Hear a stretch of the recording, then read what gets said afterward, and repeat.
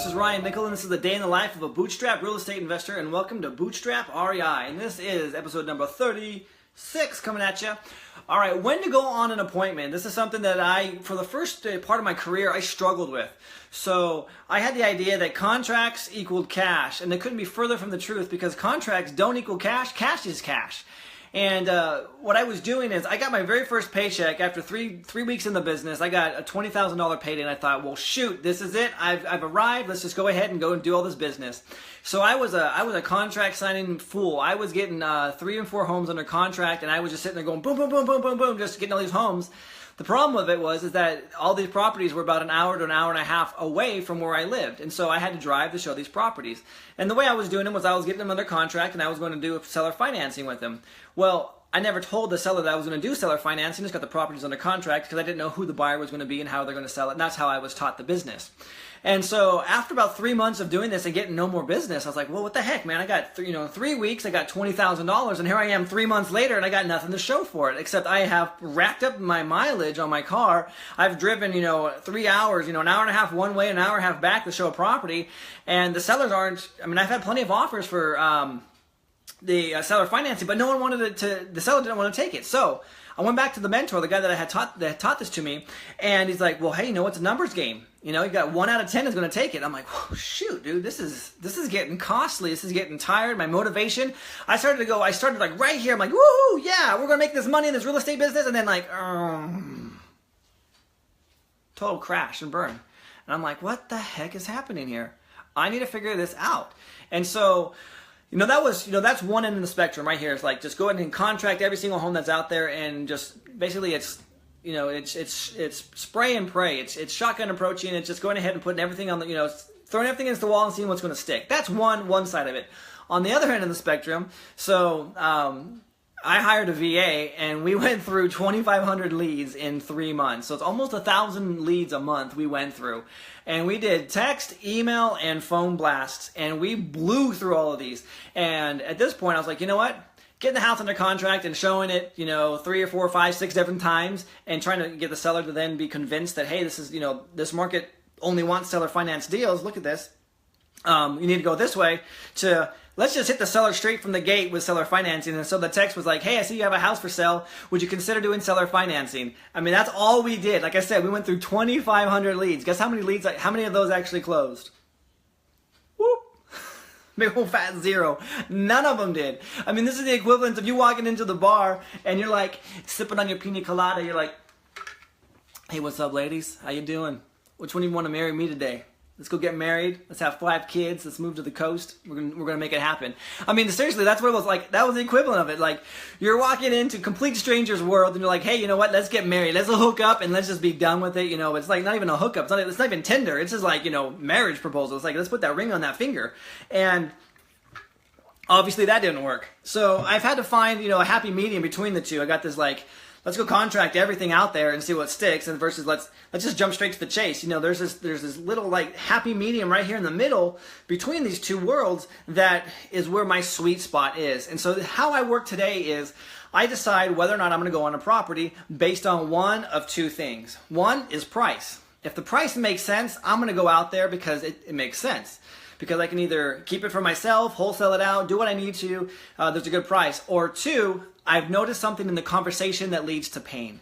Now let me give you 2 real world experiences that just happened this very last week. So one of them was a house, $400,000 house, pretty nice, top of the art, state of the art. I can't even speak today, but it was a brand new custom built home. They were the ones that lived in it. They are now moving. Has saltwater pool, granite countertops, the works.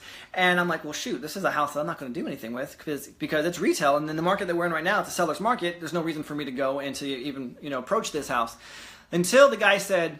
And this is a line that I learned from Pete Fortunato. I don't know the guy personally. I've just had listened to him several times. And I love this line because it really uncovers some of the truth that's there in the reality of their situation. And so I go, man, that sounds like a really nice house. Why in the world would anyone want to sell a house like this? And I listen. And the dude came back and he goes, well, I got to move for work. I love my house, but I got to move. Okay, motivation. So in my mind, I'm like, oh, this dude, has to move, don't know what his time frame is, don't know all that stuff, but there's some kind of urgency and there's some kind of definite timeline that he's working from that he has to adhere to. So for me, it's worth my time. It's in town here, so it's like a 10-minute drive over there. So I kept that appointment. And that was because there was something that popped out, that there's some kind of pain there. So actually I went to the appointment and he wasn't there. He goes, oh, I'll be working, so my wife will be there. I'm like, oh, okay, cool, that's no big deal. Didn't tell me this over the phone. I get there, I'm like, oh, talking, going through the house, very nice, and I knew that it was, going to be, full retail offer. And I go, is your husband going to be home later so we can talk about it? She goes, well, actually, my husband's gone. Well, we've been trying to sell this for sell by owner since November. I'm like, whoa, November, December, January, February, March, April? That's 6 months. I was like, oh, wow, I didn't know that. Okay, cool. How are things going? Oh, it's going good. I take a week off here. He takes a week off there. We get together and stuff like that. I'm like, oh, okay. She's like, yeah, my anniversary's coming up next week. And I'm like, oh, geez, okay, that's cool. What are you going to do? Are you going to see your husband or you have to work? She's like, no, I'm going to take it off. I'm like, oh, man, I can only imagine how tough that would be, man. I once moved, and this is true, I moved, from South Lake Tahoe to Georgia, and I wasn't around my wife for, 3 months. And it was hard. I missed hugging her at night, kissing the kids goodnight. And she's like, yeah, it's tough. So I'm like, bingo, pain point right there. So she started to get a little bit emotional, a little misty-eyed, because she was thinking about how she misses her husband. And I was like, that's the pain right there. So I then presented my case. I'm like, you know what? I love your house. It's beautiful. However, I cannot pay full retail price for it. And I don't say retail to them. I'm just like, I want to give you full asking price, but I can't do it all cash. Because as an investor, I need to make some money on it in order for it to make sense. And I know you understand that. What I'd be willing to do is to give you full asking price, but allow for me 2 or 3 years to give you the rest of the money down. I'll give you a nice down payment today, and then I'll do a seller finance or a lease with an option to purchase, however you're more comfortable with at that point, and we can go forward. She's like, haven't thought about that. I'm like, yeah, you can be with your husband, by the end of next week or whatever, go ahead and let's just get this thing all tied up. So, but then here's the thing though, is in that situation, she hadn't, all she done is put a sign in the yard for 6 months. I'm like, you know what, really, to give yourself a fair chance, it's a good market. You might as well just hire a real estate agent. She's like, I don't want to, blah, blah, blah. I'm like, well, at least put it on the MLS. It's flat, $500 fee. Put it on the MLS, get it out there, and you'll be able to at least get some exposure because your house is invisible right now. It's a beautiful home, and someone goes to the real estate agent and they go, oh, you know what, I can afford $400,000. And the agent goes, well, let's type it up and see what we can find. Oh, here's a list of all these houses. Guess what, honey? Your house is not on that list. So at least put yourself out there. And so anyway, I gave her that piece of advice because, you know what, in all reality, she might be able to get it sold like that. But if not, guess what? I've planted the seed. It's there. I left her with a copy of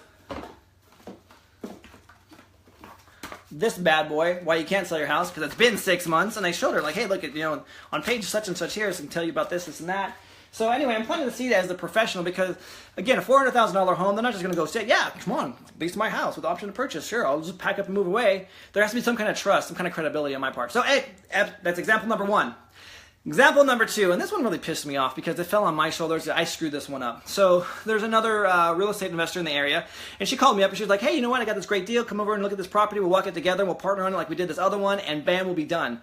Now, this other one, she had already got it under contract, told me everything about it. It was like, okay, I take that back. It was not under contract. I got it under contract. But she goes, hey, this is the property, this is the situation, can you go drive it? Let me know what you think. It's in my area. I'm like, yeah, sure, no worries. We went down there, got it under contract, tag teamed the seller together, and it was a beautiful done deal. Now this one, she's like, hey, we'll do the exact same thing we did with that property. I'm like, sounds great. What I didn't know is that she'd never been to the property before. Oh man. I drove an hour 15 one way to go look at this property, and it's a complete piece of crap. I mean, this place had been condemned by the city. They recently got it back from being condemned.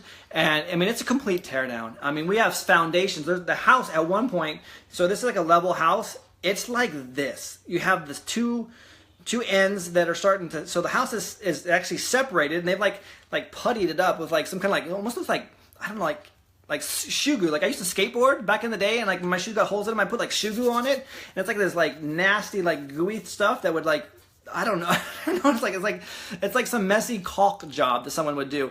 But anyway, the house is like sinking in the middle, and the ends are like raised up, and there's like this caulking that's like, but it's like goo, and it's ridiculous. And this house is completely trashed. I mean, they ripped the carpets out. There's urine. There's dead animals inside and stuff like that, like rats and like stuck in like rat traps. And so I get out there and I'm mad at myself because I drove an hour and 15 because I didn't adhere to this rule. I'm like, why am I going on this house? Because I automatically assumed that she had been there and she already had walked the property. Now we're just going to strike a deal. No, she wanted my opinion on whether or not this was going to be a good deal. I'm like, okay, all right. Why am I going on properties? One, the price has to be there. And the price was not there. It definitely wasn't there. She wanted $120,000. The city assesses it. The city assessed this property. Its land is worth about 25 and the property itself another 15. So we're looking at best, according to the city, like $40,000. So that just didn't happen. And so price wasn't there. So going to terms, $120,000 is not going to do me anything, even if I did a seller financing with this one. It just is not. It's just not there. So anyway, screwed that one up. First one, great opportunity. I would be able. I'd give her full asking price. I'd even pay a little bit more. She was asking for $380. I'd give her $385, even $390 to do a seller finance because it's a sweet home. It's a very nice home. It's a very custom built home. And there's a flexibility there. I know I could get that thing sold and make a profit on it, no problem. This one, I went out, wasted my time. So you need to ask yourself, if you're going out and you're looking at properties, what's your criteria? For me, price has to be there, or some kind of pain that allows me to work my magic with terms. If those two things aren't there, I'm passing on the deal because I got more than enough to work on today. So think about what your criteria is and make it happen. This is another day in the life decision-making process with Bootstrap REI. Peace.